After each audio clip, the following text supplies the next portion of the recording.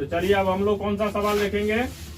प्रश्नावली 13.2 क्लास 8 का सवाल नंबर 5 कर रहा है किसी समलंब चतुर्भुज की समांतर भुजाएं क्रमशः 24 और 20 सेंटीमीटर है तथा दोनों भुजाओं के बीच की दूरी 15 सेंटीमीटर है, तो इसका क्षेत्रफल निकालना है। मतलब इस समलंब चतुर्भुज का क्या करना है, क्षेत्रफल निकालना है। इसमें क्या है, पहला समांतर भुजा आपको 20 सेंटीमीटर है, दूसरा जो बड़ा वाला समांतर भुजा है वो आपको 24 सेंटीमीटर दिया हुआ है, और इन दोनों के बीच की दूरी मतलब ऊंचाई 15 सेंटीमीटर दिया हुआ है। तो हम लोगों को क्या करना है, इसका क्षेत्रफल निकालना है। तो हम लोग क्षेत्रफल निकालते हैं। सबसे पहले जो सब चीज दिया हुआ है उसको लिखते हैं।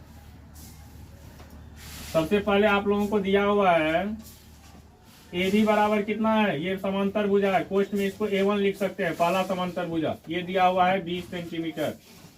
दूसरा है आपको DC का मतलब हो गया आपको दूसरा समांतर भुजा A2 बराबर दिया हुआ है 24 सेंटीमीटर, और ऊंचाई दिया हुआ है, और इसमें ऊंचाई दिया हुआ है आपको 15 सेंटीमीटर। हमको निकालना क्या है, समलंब चतुर्भुज का क्षेत्रफल। तो हम लोग फार्मूला लगाते हैं, समलंब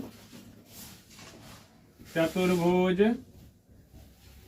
का क्षेत्रफल बराबर, तो समलंब चतुर्भुज का क्षेत्रफल क्या होता है, 1/2 गुना ऊंचाई, 1/2 गुना ऊंचाई गुना A1 प्लस A2। A1 और A2 क्या है, समांतर भुजाओं का योग, इसको बोलना है समांतर भुजाओं का योग।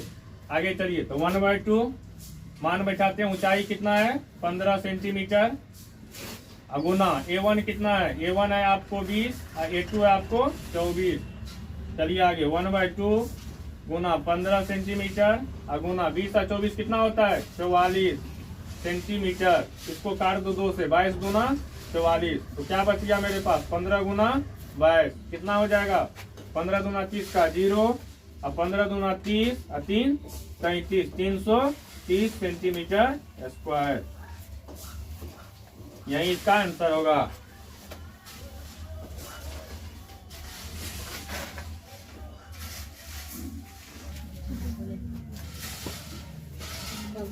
तो चलो अब हम लोग देखते हैं कौन सा क्वेश्चन, सवाल नंबर 6। 5 तो हो चुका है, अब 6 नंबर का सवाल देखते हैं। 6 नंबर का सवाल क्या कर रहा है, किसी समलंब चतुर्भुज का क्षेत्रफल 384 सेंटीमीटर स्क्वायर है।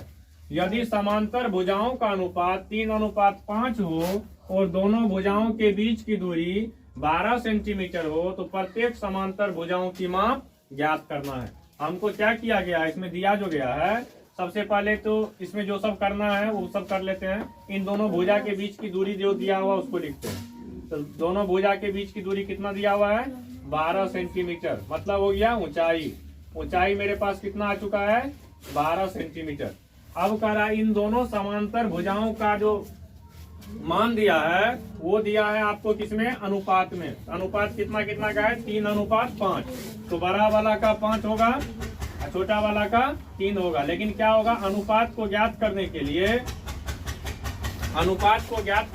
क्या करना है, 3 के साथ भी x को गुना करना है और 5 के साथ भी x का गुना करना है। अब x का गुना क्यों करते हैं हम लोग, तो x का गुना इसलिए करना है क्योंकि x का वैल्यू ही हमको निकालना है, क्योंकि हम लोगों को क्या है, रियल मान तो दिया हुआ नहीं है, अनुपातिक मान दिया हुआ है। तो अनुपात ज्ञात करने के लिए हम दोनों के साथ में क्या किया है, x का गुना करके x उसके साथ में रखे। अब जो सब दिया हुआ है उसको देखते हैं क्या सब दिया हुआ है। तो हाल में सबसे पहले आपको दिया हुआ है पहला समांतर भुजा जो है AB बराबर दिया हुआ है कितना 3x, इसको हम पहला समांतर भुजा बोलेंगे। उसके बाद DC बराबर दिया हुआ है 5x, ये दूसरा समांतर भुजा हो गया। और इसमें ऊंचाई दिया हुआ है आपको, ऊंचाई जो है इसका दिया हुआ है 12 सेंटीमीटर। हमको निकालना क्या है, करा है समांतर भुजाओं का रियल मान क्या होगा, ये अनुपातिक मान है, हमको निकालना है रियल मान इसका, ठीक है। एक चीज और है, ऊपर में देख लीजिए, किसी समलंब चतुर्भुज का क्षेत्रफल आपको पहले दिया हुआ, ये भाग का जो क्षेत्रफल है ना, ये पहले आप लोगों को दे दिया गया है। इसका जो क्षेत्रफल है पहले उसी फार्मूला को हम लोग अप्लाई करेंगे और उसी से क्या करेंगे, दोनों समांतर भुजा का रियल मान निकालेंगे। तो लिखते हैं हम लोग समलंब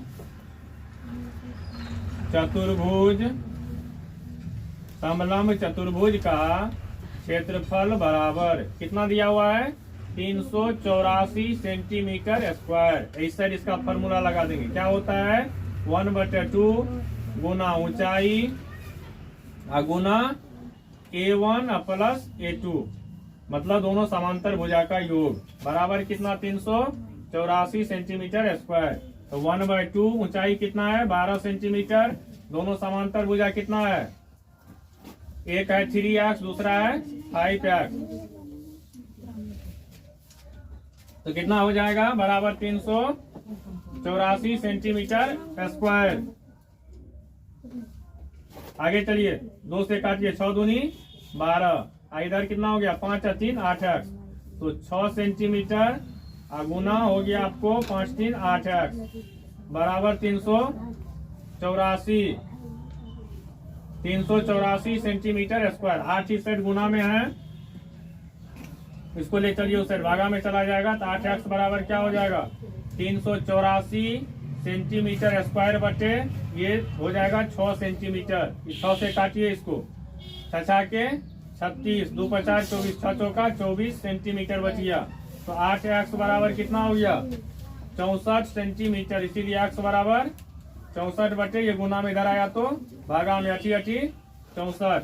x का वैल्यू कितना निकला, x का वैल्यू निकला 8 सेंटीमीटर। क्लियर है, ये x का वैल्यू जो 8 सेंटीमीटर निकला, तो अब हमको कह रहा है दोनों समांतर भुजा का क्या वैल्यू है उसी को निकालना है, प्रत्येक समांतर भुजा की माप निकालना है। पहला समांतर भुजा कितना है, पहला समांतर भुजा बराबर कितना दिया हुआ है 3x, तो 3 गुना x का मान 8 है, तो 8 3 24 सेंटीमीटर। दूसरा समांतर भुजा क्या हो जाएगा, दूसरा समांतर भुजा बराबर हो जाएगा 5 गुना x, 5x का वैल्यू कितना है 8, 8 पंचे 40 सेंटीमीटर, यही 24 और 40 दोनों समांतर भुजा होगा।